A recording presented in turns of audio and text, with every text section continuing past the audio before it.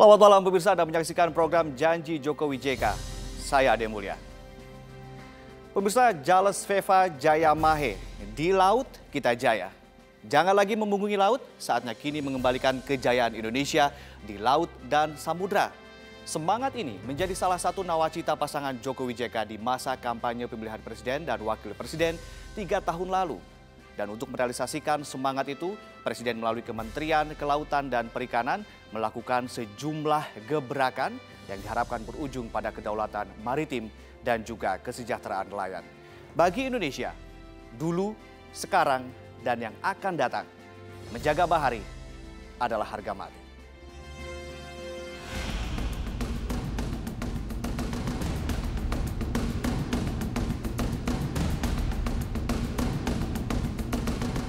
Ada keraguan untuk menegaskan bahwa laut adalah masa depan kita bersama. Ayo kita kembali ke laut, kembali ke selat, kembali ke samudra. Jadikan laut sebagai tempat menaruh harapan menuju Indonesia sebagai bangsa bahari, bangsa yang maju, menjadi bangsa pemenang.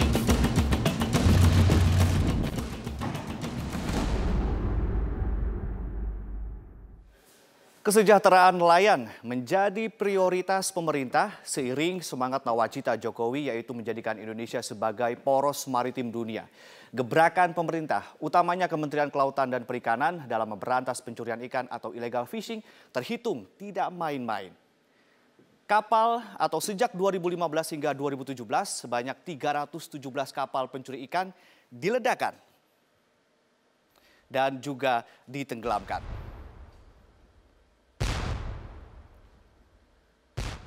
Dan pemirsa, kapal pencuri ikan paling banyak berasal dari negara Vietnam dan selebihnya dari berbagai negara di Asia dan juga negeri sendiri. Genderang perang ditabuh mengingat aksi pencurian ikan diklaim Kementerian Kelautan dan Perikanan telah merugikan Indonesia senilai puluhan triliun rupiah per tahunnya. Selain aksi keras terhadap pencurian ikan, Kementerian Kelautan dan Perikanan atau KKP juga mengeluarkan aturan tegas melarang penggunaan alat penangkap ikan cantrang. Selama ini sejumlah kapal besar di Indonesia menggunakan cantrang untuk menangkap ikan dalam skala yang besar. Pelarangan berdasarkan pertimbangan cantrang tidak ramah lingkungan dan juga mengancam populasi ikan. Namun kebijakan ini tidak semudah membalikan telapak tangan pemirsa karena ada 11.000 unit kapal dengan 120.000 nelayan disinyalir menggunakan cantrang. Dan pemirsa, sang nahkoda Kementerian Kelautan dan Perikanan Susi Pujiastuti dalam hal ini sebagai Menteri Kelautan dan Perikanan dipercaya oleh Presiden Joko Widodo mengemban amanah untuk menjaga bahari negeri. Dan bagi Menteri Susi butuh keberanian dan gebrakan meski seringkali harus berhadapan dengan pertentangan. Berikut adalah wawancara kami dengan Menteri Susi Pujiastuti di Semarang, Jawa Tengah saat sang Menteri memberikan bantuan alat tangkap ikan pengganti cantrang bagi nelayan.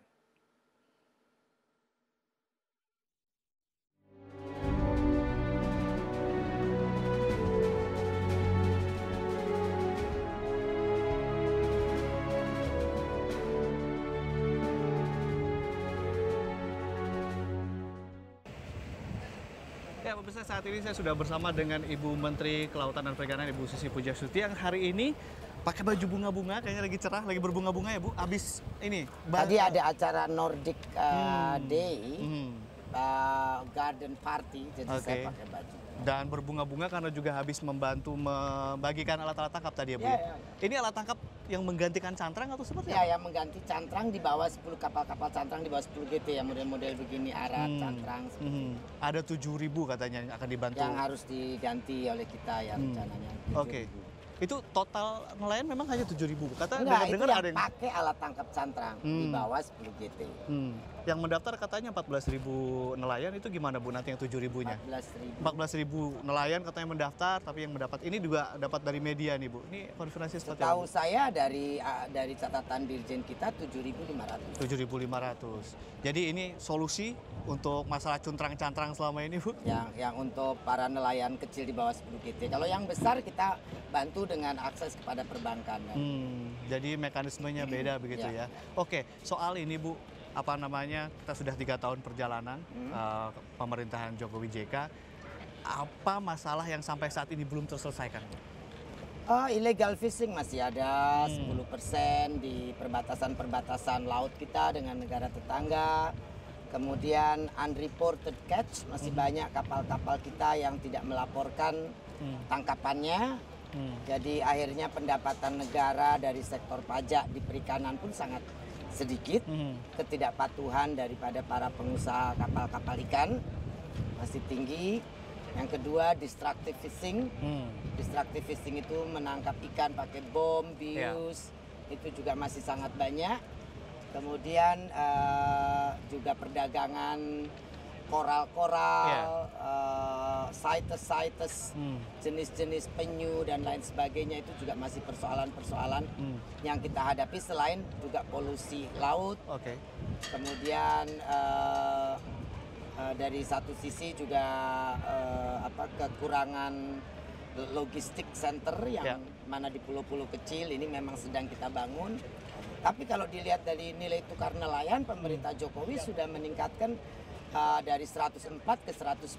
Naik 0,7% something ya Bu ya? 7%, bukan 0,7 tapi 7%. 7%. Kemudian PDB perikanan juga di atas PDB nasional. Kemudian neraca perdagangan ikan sekarang untuk Asia Tenggara kita nomor 1. Ekspor kita juga naik 10%, 5-10%. Import kita turun 70%. 70%. Ekspor baru naik 5%-an. Ya, karena konsumsi dalam negeri meningkat. Dalam 2 tahun ini pemerintah Jokowi berhasil meningkatkan konsumsi ikan dari 36 kilo menjadi 43 kilo. Berarti kan ada kenaikan 7 kilo kali 250 juta, 1.750 ton yang dimakan untuk di dalam negeri saja. Ya, belum lagi yang tidak tercatat. Tidak tercatat kan ada.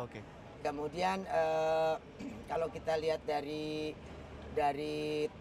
stok ikan kita, MSY kita naik dari 6,5 juta ton. Waktu pemerintah Pak Jokowi baru mulai, setelah kita illegal fishing kita tegakkan, kita sekarang sudah punya stok ikan 12,5 juta ton. Itu sudah termaksimalkan belum Bu? Karena sekarang penangkapan yang sudah tercatat hampir 9 juta ton. Tapi kan kita harus ingat bahwa masih banyak yang tidak tercatat. Jadi saya pikir itu sudah hampir maksimal daripada yang kita. Karena kan tidak semua sekarang ini data bisa kita ambil. Yang unreported masih sekitar 30-40%. Bu Susi, ini kembali sedikit tadi soal alat tangkap. Ini kan cantrang ini menggoyang sekali ya Bu ya, kalau dalam tanda kutip menggoyang. Tapi kemudian ini sudah ada sedikit solusi. Banyak pengamat mengatakan ini solutif. Tapi implementasi yang ngawasinnya gimana nih Bu? Sampai sebetulnya yang persoalan besar itu hanya 48 orang yang memiliki 700 kapal besar. Mereka ini berafiliasi dengan pabrik-pabrik surimi yang menginginkan ini tetap ada. Padahal itu kan tidak ramah lingkungan. Cantrang itu sama dengan troll yang besar.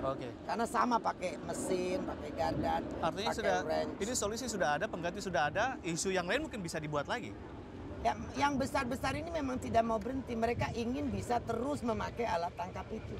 Dan itu tidak mungkin kita perbolehkan.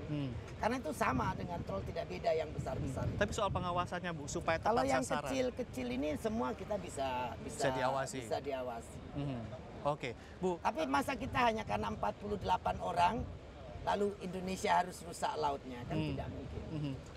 Bu, ini kan sudah 3 tahun pemerintahan Jokowi JK. Tadi Anda mengatakan bahwa nilai tukar nelayan naik. Nah, banyak kalangan menilai bahwa illegal fishing sudah agak sedikit berhenti. Cadangan ikan banyak, tetapi nelayan masih belum sejahtera. Ini apa Bu? Terobosan apa nih Bu? Nelayan yang tidak sejahtera tuh yang di mana dan kenapa kan banyak persoalannya. Kalau yang di Bitung, yang di Maluku, di Papua, di Natuna, semuanya sekarang nangkap ikan banyak. Yang di Pantura pun sebagian sudah bagus sekarang tangkapan ikan. Tapi banyak juga yang belum sejahtera kan? Ya, kalau yang tidak sejahtera kan juga persoalan banyak, kompleks. Dan itu tidak bisa kami sendiri menyelesaikan. Ada dari sosialnya, tengkulaknya, koperasi juga harus jalan. Kalau misalnya Teluk Jakarta sudah rusak. Ya kalau nelayan di situ tidak bisa cari ikan, ya kita mengerti.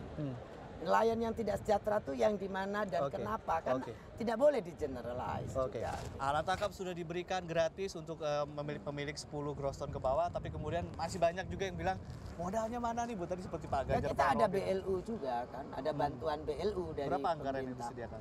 Kita sekarang punya 800 miliar BLU, tapi kan kita juga berapa dengan BRI, BNI kan gitu. Oke Bu, ini hutan Indonesia sudah habis, tambang juga Indonesia sepertinya sudah habis juga.